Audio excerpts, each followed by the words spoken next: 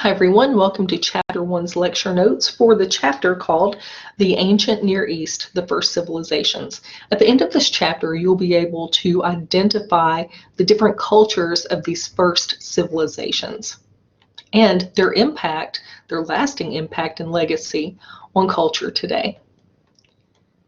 We'll start off by talking a little about prehistory. You usually don't hear that term, prehistory.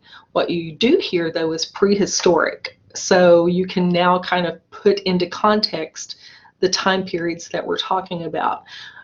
We'll start with the Old Stone Age.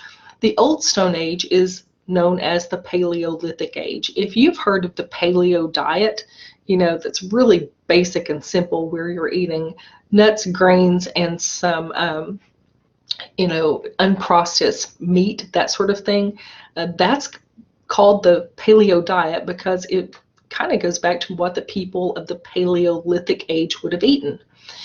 Now, the Paleolithic age and the Neolithic age, which is the New Stone Age, the main difference between the Old Stone Age and the New Stone Age, the biggest difference was that stones, just simple stones, were the primary tools of the Old Stone Age. In the New Stone Age, tools became more advanced.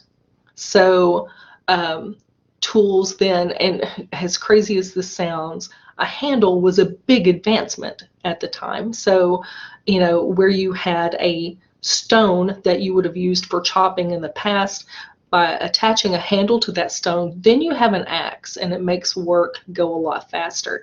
So the primary difference between the Old Stone Age and the New Stone Age was the development and the advancement of the use of stones with handles. So that advancement in tools was a big part. I'll show you something in a little bit about the Flintstones. Now, by definition, the Flintstones were part of the New Stone Age, and this little cartoon kind of shows that. I mean, we have a basic tool. You know, we have wheels that were on this mower, and we have this little dinosaur. Obviously, we don't think that they used, dinosaurs as lawnmowers. Please don't walk away from here with that idea. What I want to show you is the importance of the handle here.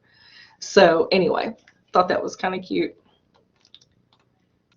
So this Paleolithic age started in East Africa about 2.5 million years ago, and this is when we see the development of Homo sapiens, the human species. The Paleolithic age ended about 10,000 years ago when farming began, and farming began the Neolithic age. So the Old Stone Age ended about 10,000 years ago with agriculture's development. The people of the Paleolithic age were cave dwellers. They did have light, they used torches for light, and they created some beautiful cave art. Now, the thing is, we don't know why they created that beautiful cave art. Were they decorating the walls? Were they collecting family history? Were they telling a story? Who knows? The Paleolithic people believed in multiple gods. That means they were polytheistic. Poly means many, theistic refers to God, so polytheistic. And they offered sacrifices. They also thought the elements were alive. You know, rain was a living thing, or heat was a living thing. So I have a question on here. Do we think of the elements as alive?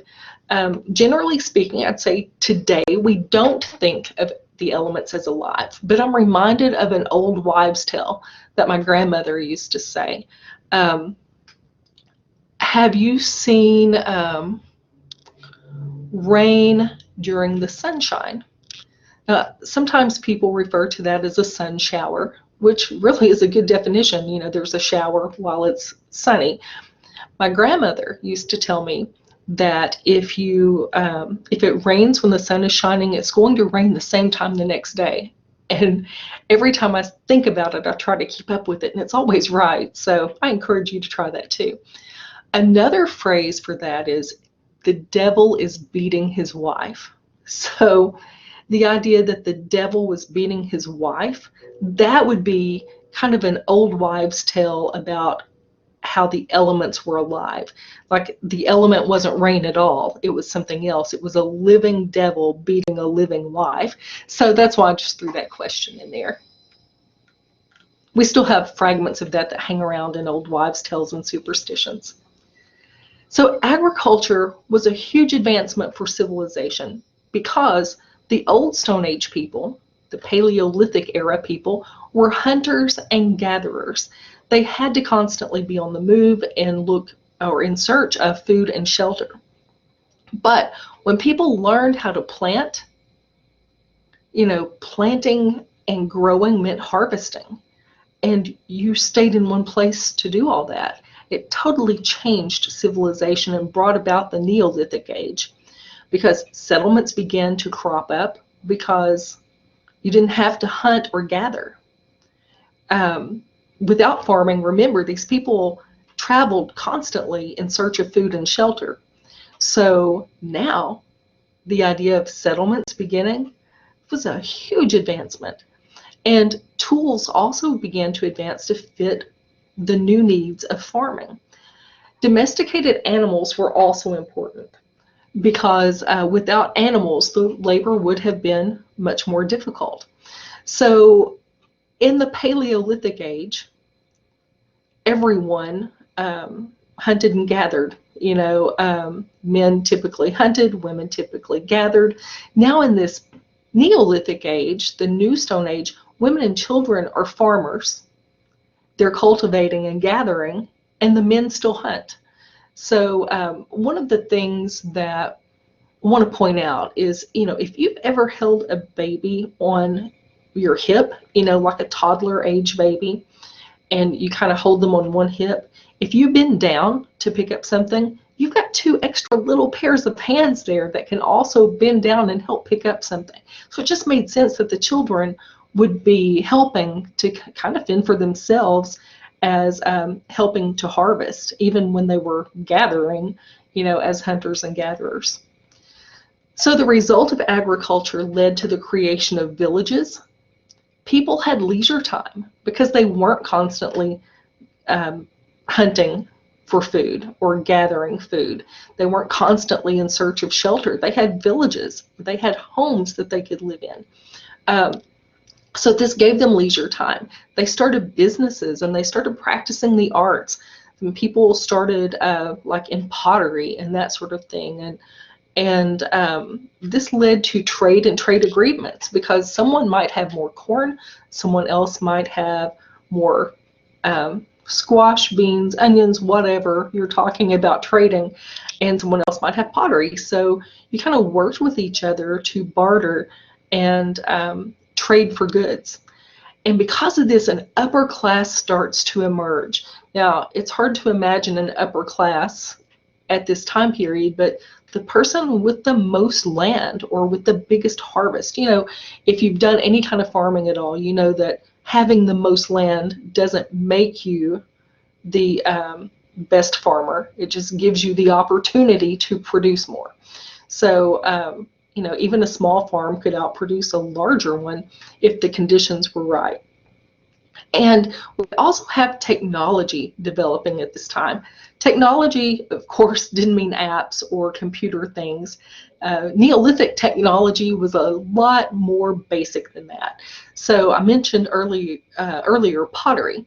So at this point, the Neolithic era is when people start using clay pottery for cooking and for storing things and for storing water. So they have these vessels now that can cart fresh water to and from places. The potter's wheel actually was developed in this time period. It was not electric, obviously, but the potter's wheel was fast and it made things consistent in terms of clay. I don't know if you ever made a pinch pot out of clay as a child. I know in kindergarten my daughter did. It was for a Mother's Day present, and it's totally adorable, and I still have it. But a pinch pot is not very consistent in terms of thickness, especially when it's made by the sweet little hands of a 5-year-old, right? So it's kind of bulky in some places and kind of knobby in other places, but the potter's wheel, with the spinning and the artisan being able to shape the clay better. It made for consistent cooking, and it was a lot faster, so they could produce a lot more. The wheel was also part of Neolithic technology, as we saw in the Fred Flintstone note, or the Fred Flintstone cartoon early on. The sail, something we don't usually think about when we start thinking about the development of civilization, but it was very important because it was important to commerce for people who wanted to get to the other side of the river in order to trade with other people. The plow and ox yoke were very important. The ox yoke is pictured here, and you could attach that around the necks of two ox, and they could pull your plow for you, which meant less manpower and a little more animal power. So this is one of those things, was talking about the importance of domesticated animals. Also, during the Neolithic period, some of the technology developed involved metals. So the use of metals to make tools. Copper was the first, and then bronze came along later. It's a mix of copper and tin. So that's kind of the technology we're talking about. The impact of the Neolithic age, first of all, population increased. Why? Because people had leisure time. What did they do in their leisure time? I mean, it's not like in the Flintstones where they had bowling alleys and movie theaters and stuff. They increased population. They reproduced. Another part of that, though, is that without food insecurity, people were healthier too. And so reproduction was just kind of in a better situation to happen. Social classes began to develop. As I mentioned, the person who had the biggest harvest generally was at the top of that social ladder. Religious beliefs grow more formal in this time. And the reason for that is that we know that the Paleolithic people were polytheistic. They believed in many gods because they saw a lot of things as they hunted and gathered and traveled and wandered. They were nomadic people. So if they would see one area as colder, then there was a god of cold, and then there's a god of heat, and then there's the god responsible for sun and for stars and for moons and all of those things. So they used religion to explain the things that they really couldn't understand. You would think that as civilization grows, that there might be a decrease in these deities, but the truth of the matter was there was an increase, because people, as they're hunting and gathering, you don't hunt and gather as groups of 10,000, you hunt and gather in smaller groups. So now these people are developing these communities based on, and they're basing them on their own experiences. So they come together and they start talking about these experiences and what they've seen in the past.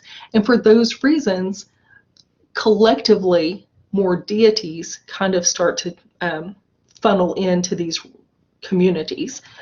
And we also know that the trade system was the beginning of business, which was a big impact of the Neolithic age. So civilization, by definition, is a stage of advanced human development. And the civilization that we're talking about started about 5,000 years ago in the Near East, the areas known as Mesopotamia and Egypt. If you can see this, hopefully this is picking up my mouse scroll. Mesopotamia is here, and Egypt is here. Civilization then starts to spread outward and later moved into East Asia, which is India and China now. So cities were larger and had greater population than some of the villages. And it's kind of how things are today, right? We have these metro areas, these urban areas, and then we have the more rural areas to the side. The villages grew the surplus of food to support the cities. So the people in the cities then owned businesses. They were merchants, they were craftsmen, they were politicians, and they were priests. And culture begins to develop based on the beliefs and customs of these people, based on their values, their social norms, and just common traits of these groups of people. They develop writing systems. that preserved and organized history for future generations. They shared knowledge through these writing systems because it made it easier to share that kind of knowledge.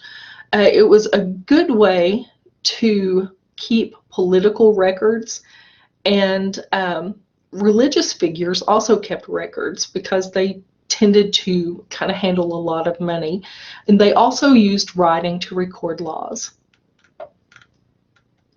Religion becomes more organized in the Neolithic age, as we've already talked about, and it grew in complexity.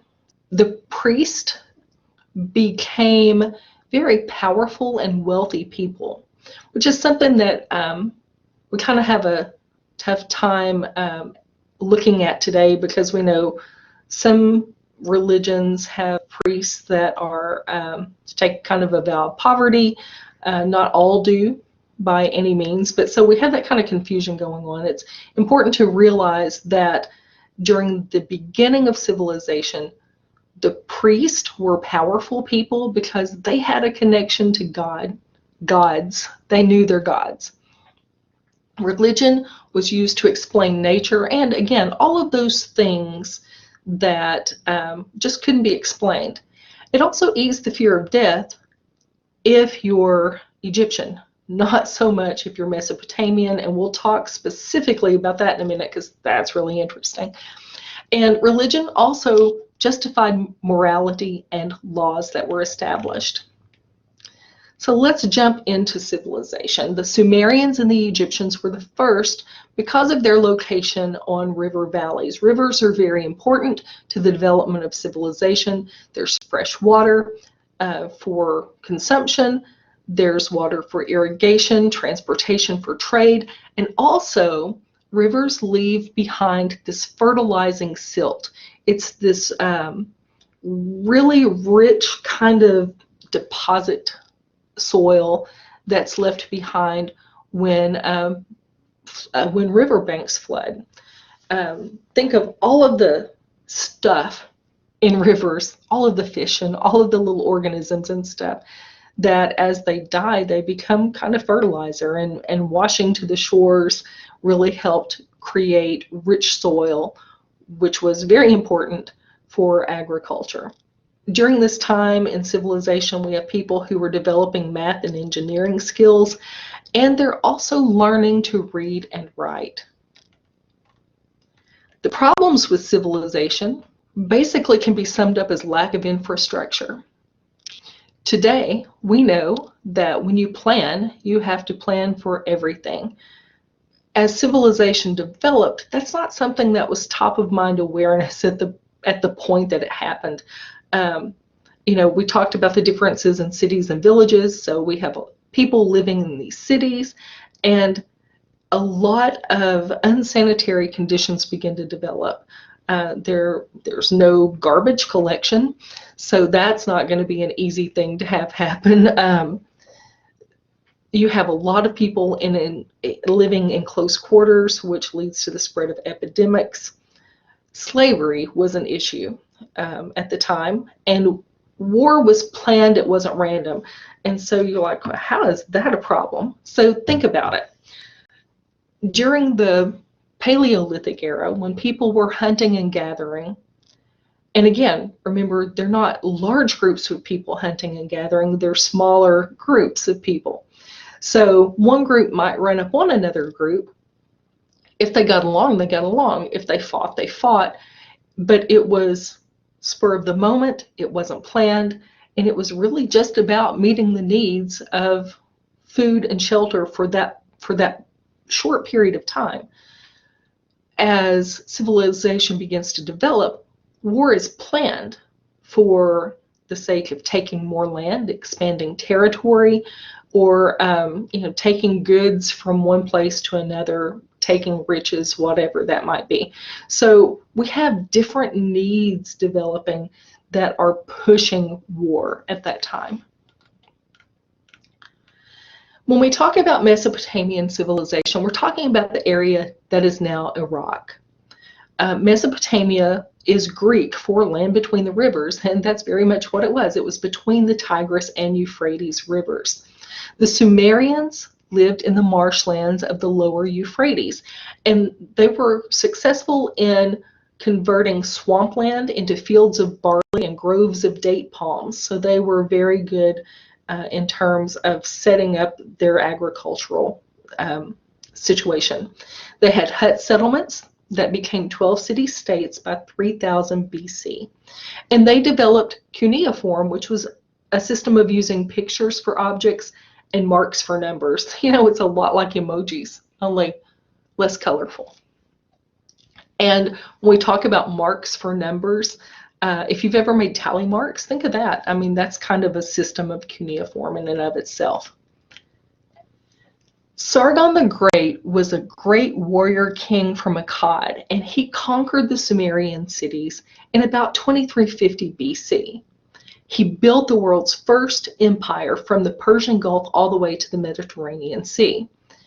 The thing that's really interesting about Sargon the Great is that he could have, as the winner, you know, we always talk about in history, the winner is the one who tells the story. The winner is the one who gets the history written about them.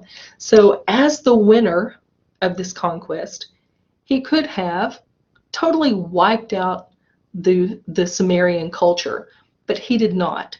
Instead, he goes in and says, there are aspects of this that I want to keep.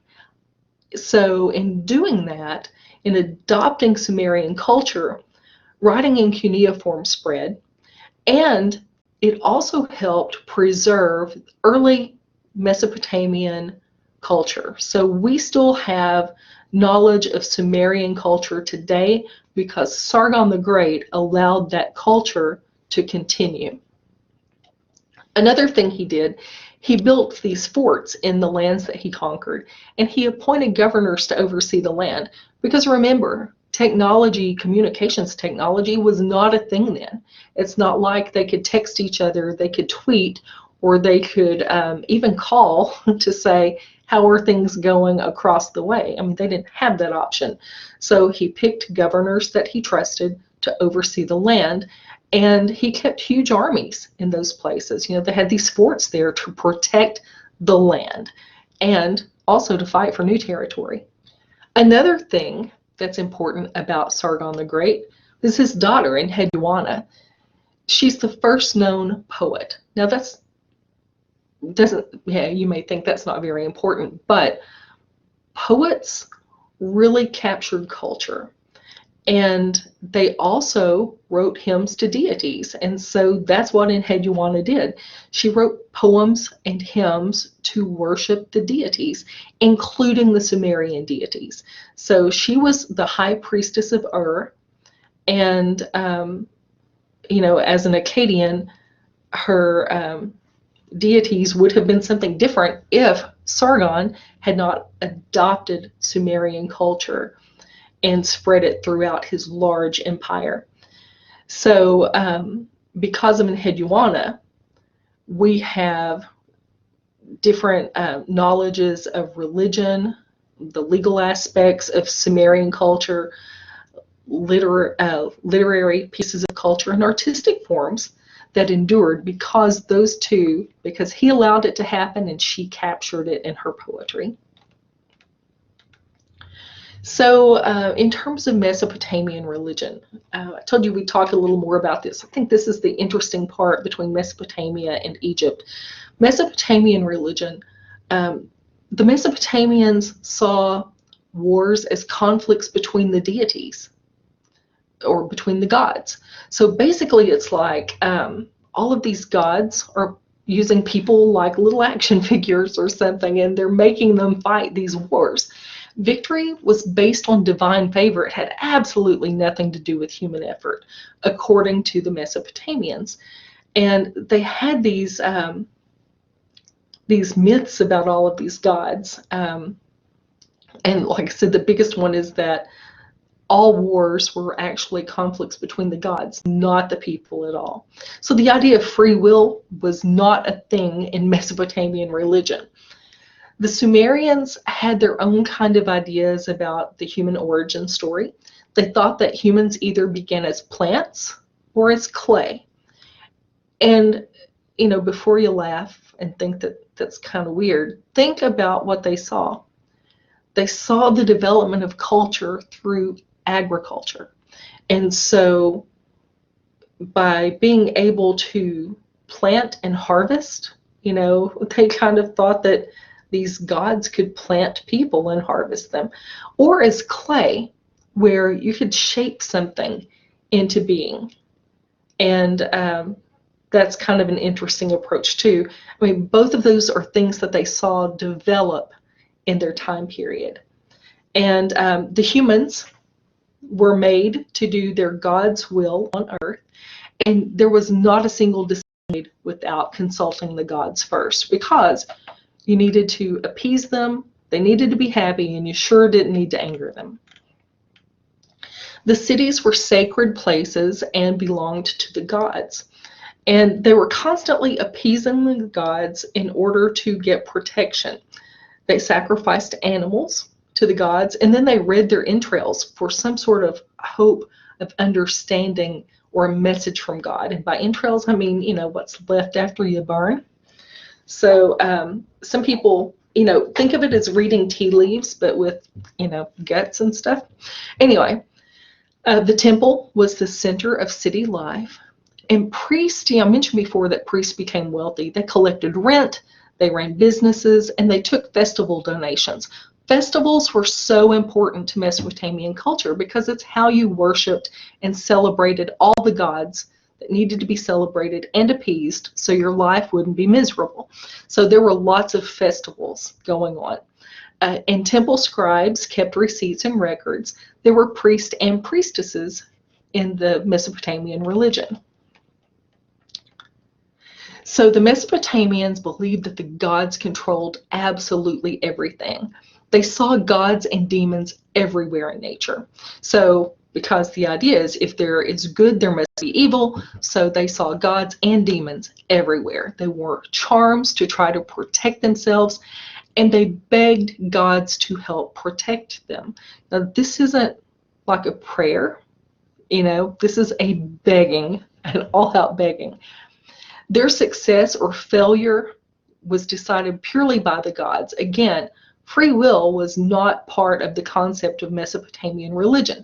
They did not think that they had any kind of success or failure of gods or demons. So the problem with that is that nature and gods were not always predictable. So remember, they are defining nature by using gods. So if it's sunny one minute and storming the next, that seems to display some fickleness in your deities, right? So they were really concerned because they didn't know what to expect. This unpredictability and dependence on the gods left them in constant despair. And because of that, they didn't have much to look forward to in the afterlife. So, think about this, if gods exist in some sort of dimension that they couldn't explain, couldn't see, couldn't understand, then dying and living like side by side with those gods couldn't have been any better. I mean, it might have been worse. So that's why the afterlife for Mesopotamian religion was not very positive at all. They believed that they would either be sent to the underworld or left as a spirit to torment the living. Mesopotamian kings were selected by gods as earthly representatives according to their beliefs. So Mesopotamian kings were God's chosen people. And the kings administered the laws that they said came from the gods. Some of the first laws that we have record of are the Code of Hammurabi. And in this code, women were subservient to men. And generally, when we start speaking about this, the women in the class are like, oh, no, but, that's how it was then. And it's just important for us to keep it in that context. So women were subservient to men, but the codes were developed to keep women and children protected from abuse.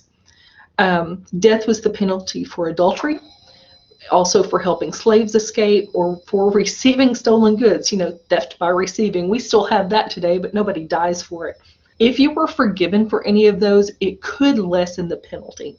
So if you were a woman who had cheated on your spouse, then if he forgave you, maybe you wouldn't have to die. It showed class differences because there were stiffer penalties for harming a king than a peasant. And it established many laws related to business and trade as well. The Sumerians established schools for the sons of the upper class, and in these schools they were taught cuneiform. Literate men worked as archivists and secretaries and accountants. Mesopotamians made multiplication and division tables, so if you had a hard time with that in 3rd or 4th grade, now you know who to blame for it. The Mesopotamians also determined the area of right triangles. They determined that a circle is made up of 360 degrees, and the Babylonians devised a calendar based on moon cycles. So we have people studying math and astronomy, and we have accounting at this time in history. One of the things that's so interesting to me is that they did not look for answers to their questions. You know, they had all of this curiosity about how things worked, and they developed the myth for it that, you know, each thing had a god in control of it. And instead of using this new knowledge, this math and astronomy, to find answers, instead they used it to look for what would appease the gods, which makes total sense when you are terrified of the gods, right? Mesopotamian medicine was a thing to a degree. So most of the time the medicine, if you want to call it that, was just prayer and sacrifice. And I don't mean just prayer to be a bad thing, but you're praying for mercy all the time anyway. So this prayer and then sacrificing additional animals would have been, you know, the next step. Because of that, priests served as doctors of sorts. They believed that gods or demons brought about sickness because, remember, the gods are fickle, and if you cross them, or if they're just feeling kind of funky one day, they might choose to make you sick. So the Mesopotamians were in constant fear of illness for that reason too. These doctors, who were really priests, did demonstrate some knowledge, though, in understanding and identifying illnesses, and they were able to use splints and lancets and bandages in order to help people. Now, in Egyptian civilization, things are a little different because it's developed along the Nile River, which is over 4,000 miles long. And it regularly flooded, which left behind lots of that fertile silt that we talked about initially. And the Nile also provided transportation for trade. And one of the things that's really unique about Egyptian civilization is its location. The Nile has mountains on one side, desert on the other, and these rapids. And because of that, Egypt felt secure from attack because they felt like people would not be able to cross these vast deserts or these huge mountains in order to reach them. And that gave them a sense of security. That sense of security flows over into their religious beliefs. Egyptian religion was the basis for art, medicine, astronomy, literature, and government. Now, Egyptian cultures were led by pharaohs. They were these man gods, not like in Mesopotamia, God's choice of a person. These pharaohs were man gods. They were gods who walked on earth. And they served as intermediaries between humans and gods. The Egyptians worshipped animals because they believed that gods could take on their form too. And they, like the Mesopotamians, believed that nature was controlled by gods, but they had a hopeful afterlife, basically because of the sense of security that they felt. They preserved the body and oftentimes would bury, family pets along with their deceased because they felt like, there was a lovely afterlife waiting for them and they'd want their family pet too. They preserved body. They included letters from family and friends during burial. They buried people with their belongings. And during their funerals, they would say some nice things about people to help them ascend to heaven. And this was kind of the early eulogy. And they believed that in the afterlife, the deceased would have a pleasant reunion with friends and family who were also deceased. So you can see how some cultures, some religions still have those beliefs today. In terms of other Egyptian conquests, I'm just going to touch base on these very quickly because there are some things that might stick out to you from maybe a literature class. You will hear of Narmer sometimes. Narmer is also known as Menes, and he conquered the delta and the lower regions of Egypt in about 2900 BC. The pyramid construction began, the Pyramid Age was from about 2686 to 2181 BC. And let's see, we'll skip the rest of that. You can look over it if you like. The New Kingdom era was made up of aggressive pharaohs who conquered all the way to the Euphrates River. And this led to the development of the professional Egyptian army and also led to the increased power of priests. Foreign slaves from conquest provided more labor for Egypt and encouraged accelerated trade and cultural sharing through this whole expansionism. So basically, as the Egyptians went out to conquer more places, it brought about more opportunities for them to trade and to share culture as well. You know, think of it as a smaller scale in the classroom. You know, if you are in a classroom with 20 people who you've never met before, and you find that people have different traditions, right? I mean, one person might have a tradition of Super Bowl Sunday. Somebody else may not watch Super Bowl. They may do something else that day. Or, you know, just all these different little things that don't seem like a lot. But as we learn more about these people, I mean, it's something that does have an impact on us. And that's what was happening with the Egyptians.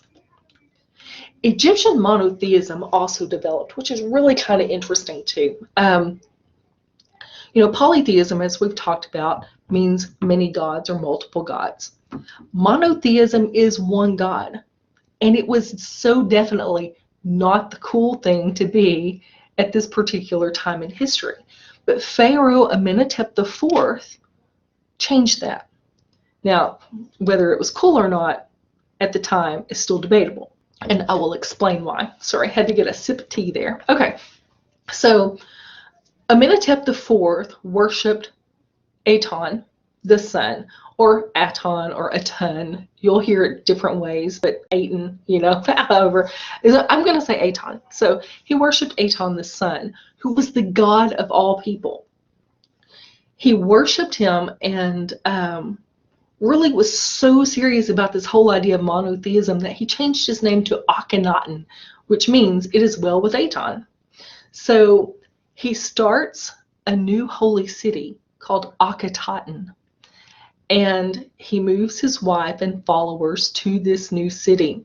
All of the names of the traditional gods, the old gods, were chiseled away from documents and temples.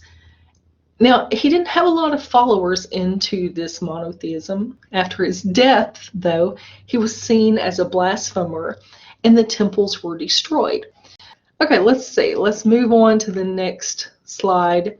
Oh, the empire builders started around 1500 BC after the fall of the New Kingdom, and they focused on cultural growth and assimilation. Assimilation means kind of adapting different cultural ideas that you're exposed to. Greek, Latin, Germanic, Slavic, Persian, and Sanskrit languages developed during this time.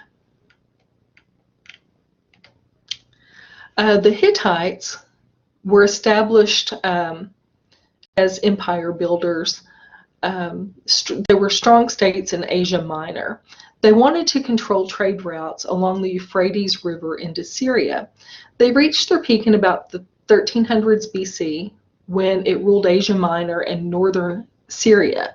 They raided Babylon. They fought Egypt for control of Syria and Palestine. The Hittites also used cuneiform and the legal aspects, literary aspects, and art influence from Mesopotamia. The Hittites are important because they were the first people to develop an iron industry. By 1200 BC, they were making iron tools. And a number of small nations develop in the 1300s BC as well. There's this kind of lull in empire building, but these small nations start to grow in power. The Phoenicians grew in power. They were descendants of the Canaanites. And the Phoenicians are important because they devised the first alphabet. They settled in sea cities along the Mediterranean coast.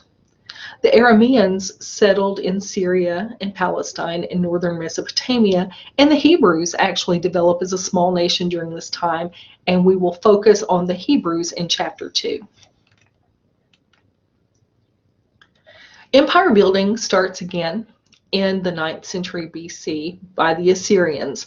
By the 8th and 7th centuries BC, the Assyrians were the ruthless conquerors of Mesopotamia, Aramea, Babylonia, Syria, Palestine, and Egypt.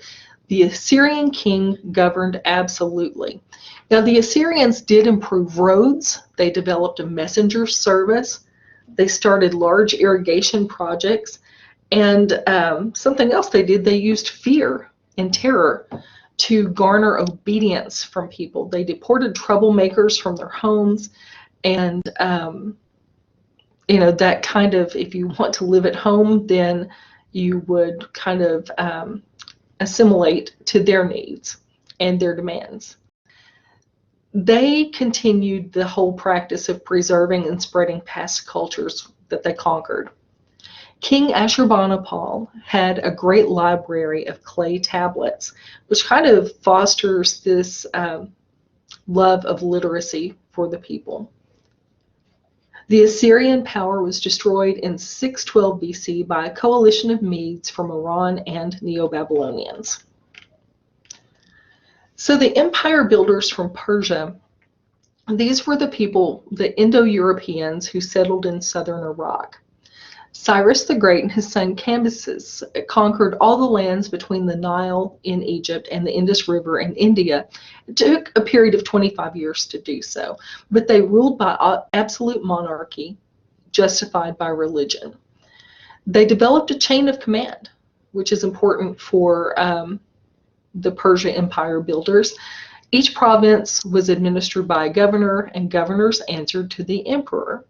They respected local traditions and pretty much gave the locals all the authority they wanted as long as they paid taxes and kept a military and didn't rebel.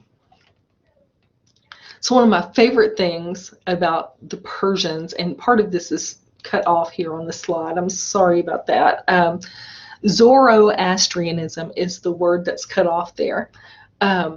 So this was a unique religion that developed for Persia, Zoroastrianism. It was a religion that had both monotheistic and dualistic elements. It was named for Zoroaster, who was a Persian prophet from the 500s BC. And so as depicted in this little image here, you see a little angel on one side and a little devil on the other side. They believed that each individual could choose between good and evil.